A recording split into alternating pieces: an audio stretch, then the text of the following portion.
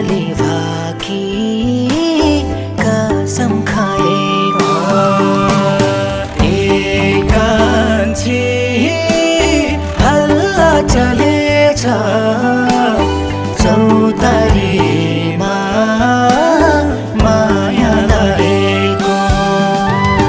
एकान्छी